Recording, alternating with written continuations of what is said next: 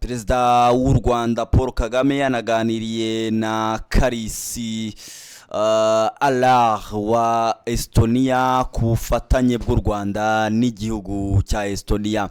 Iyo ni inkuru imwe muzongeye kukubwira, ndibuze no kukubwira ko u Rwanda ruri mu bihugu bya mbere ku isi bifite umwuka wanduye. Ni raporo y'ibipimo by'ubwiza bw'umwuka yakozwe mu mwaka wa 2025 igaragaza ko u Rwanda ruza ku mwanya wa 32 ku isi mu bihugu bifite umwuka wanduye, aho rwagize impuzandengo y'igipimo ya 64 kw'ijana. Byo nabyo ndibuze kubikubwira muri rusange. Nkubwire ko ikigo cy'igihugu cy'imisoro n'amahoro Rwanda Revenue Authority cyatangaje ko mu mwaka wa 2025-2026 cyakusanyije arenga miliyari 3 na miliyoni 956 ugereranyije n'intego ya miliyari 3 na miliyoni 795, bivuze ko yagezweho ku rugero rw'104 kw'ijana. Wayikaze kuri The Quick Times News, kanda subscribe, share ndetse na comment nye amakuru atandukanye tugenda tukugezaho. Reka mere kuri Perezida wa Repubulika y'u Rwanda Paul Kagame, aho aherereye mu nama zitandukanye ziri kubera mu gihugu cy'Ubusuwisi Geneve, aho yitabiriye inama ya AI for Good Global Summit, aho yanagiranye n'ibiganiro na Perezida w'igihugu cya Estonia ni Arar Karisi. Baganiriye ibiganiro bigamije guteza imbere igihugu ndetse n'igihugu cya Estonia muri rusange. Perezida Kagame yahuye na Perezida Karisi nyuma yo kwitabira inama yiga ku guteza imbere ikoranabuhanga ry'ubwenge buhangano AI for Good Global Summit 2026 kuri uyu wa munani, ubwo hari ku munsi w'ejo, nkuko ibiro by'umukuru w'igihugu Village Urugwiro byabitangaje. Rero Perezida Kagame ndetse na Perezida w'igihugu cya Estonia Arar Karisi baganiriye ku ngingo zitandukanye zirimo gushimangira umubano w'ibihugu byombi mu nzego zungura buri ruhande, zirimo guhanga ibishya hashingiwe ku ikoranabuhanga ndetse no guteza imbere imiyoborere y'imakaza ikoranabuhanga. Estonia iherereye mu majyaruguru y'Uburayi, ifite ubuso bwa kilometero kare 45,336, ikaba ituwe n'abaturage barenga miliyoni 1,300,000. Iza mu bihugu bya mbere byo mu majyaruguru y'Uburayi mu mikoreshereze y'ikoranabuhanga muri gahunda zitandukanye. Arar Karisi, Perezida w'igihugu cya Estonia, yatangaje ko kuyobora iki gihugu cya Estonia yabitangiye nyine muri 2021, yasimbuye Keristi Kujwadi wari waratangiye kuyikiyobora muri 2016. U Rwanda rusanzwe rufitanye umubano mwiza n'iki gihugu cya Estonia. Inshuro zitandukanye Perezida Kagame yagiye agirana ibiganiro n'abayobozi bacyo bigamije guteza imbere ubufatanye bw'u Rwanda ndetse n'iki gihugu. Bimwe mu by'abantu bibuka mu mwaka wa 2018 i Munich mu gihugu cy'Ubudage, Perezida Kagame wari witabiriye inama yiga ku mutekano w'isi yahuye na Keristi Horjiraidi, nyine uriya wahoze ayobora Estonia wari uherutse gusura u Rwanda nawe muri iyo myaka. Byabaye nyuma yuko kuwa 16 Ugushyingo 2017 Perezida Kreste nawe yari yasuye u Rwanda aturutse mu gihugu cya Ethiopia. Rwari uruzinduko rwe rwa mbere muri Afurika kuva yatorerwa kuyobora iki gihugu.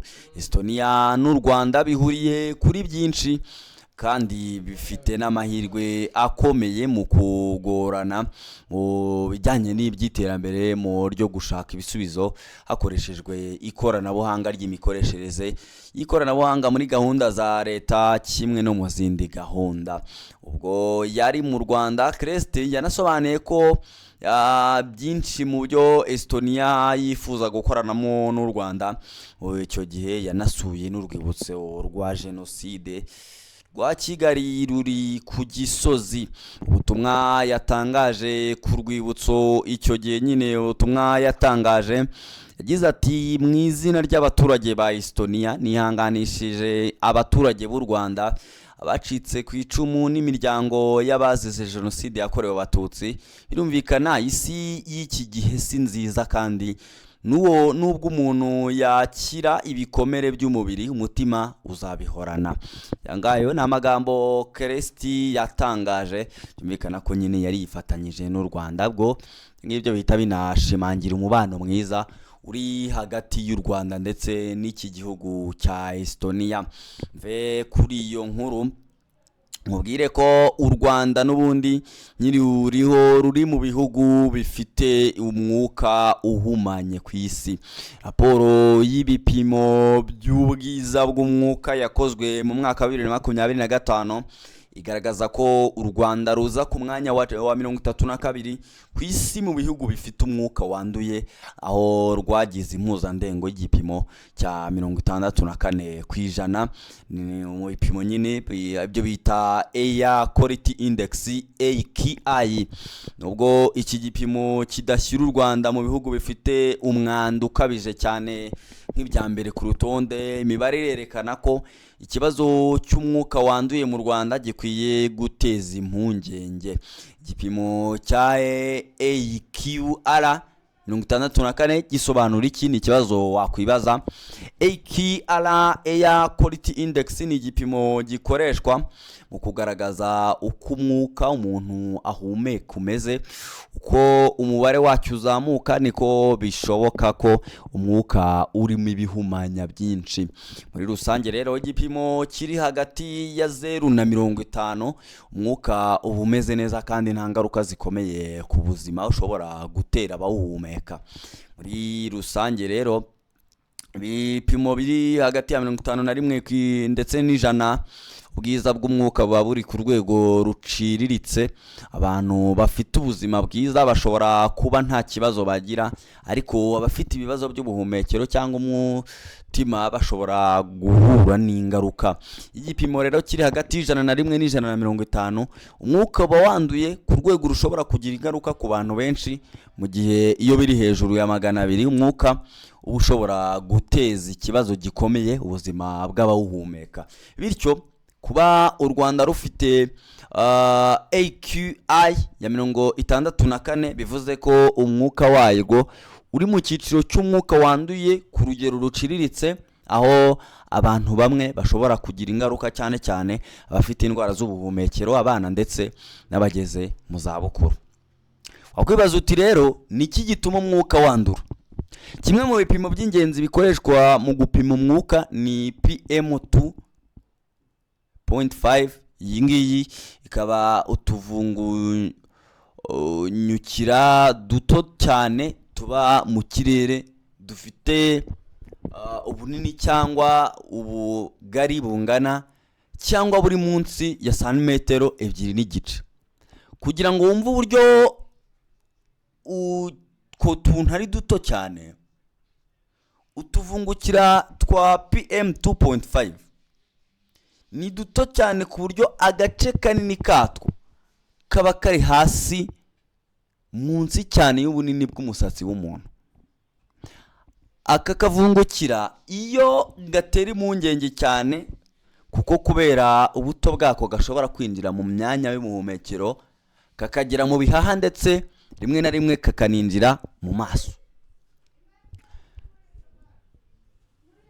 PM2.5 ishobora guturuka ku bintu bitandukanye, birimo imyuka isorwa n'imodoka, imyotsi iva mu nganda, gutwika imyanda, ibikorwa by'ubwubatsi bitera ivumbi, no gutwika ibicanwa nk'amakara cyangwa inkwi.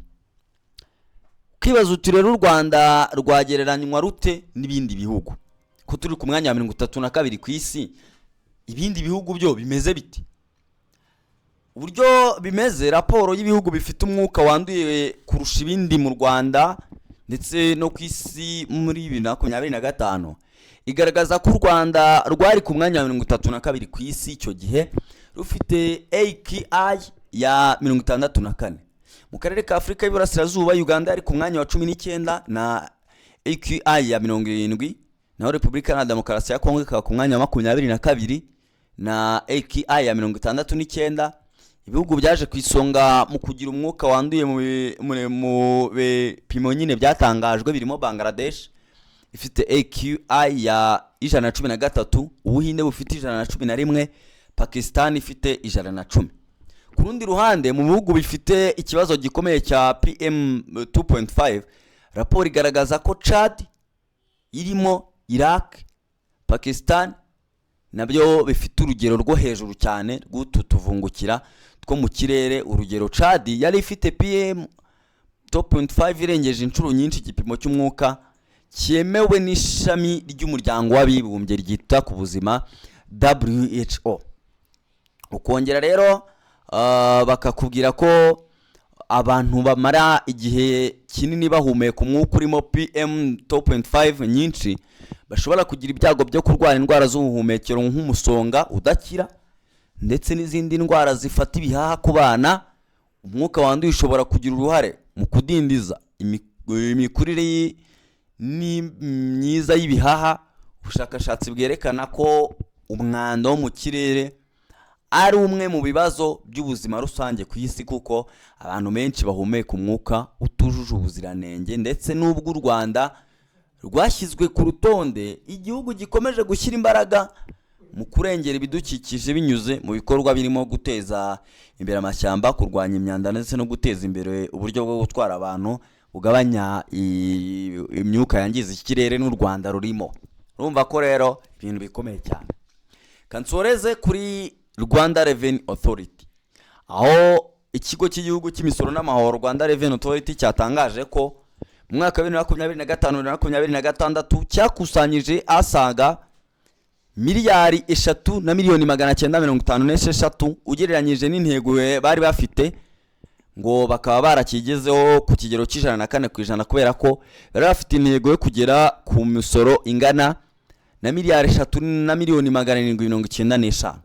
Byagarutswe mu kiganiro n'itangazamakuru cyo kuwa 8 Nyakanga, aho komiseri mukuru wa Rwanda Revenue Authority Niwinshuti Ronald yavuze ko mu mwaka wa 2025-2026 hakusanyijwe imisoro ingana na miliyoni 3,956, mu gihe intego iki kigo cyari gifite cyari zari miliyoni 3,795.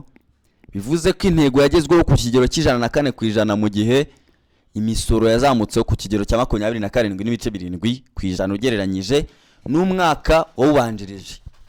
Ubwo rero urumva ko mu Rwanda abaturage bakomeje gutanga imisoro kugira ngo ibintu bigende neza cyane. Kanda subscribe, like, share ndetse na comment hano kuri The Quick Times News. Ukomeze uryoherwe n'ibiganiro byose tugenda tukugezaho, ubundi ukomeze ugira ibihe byiza.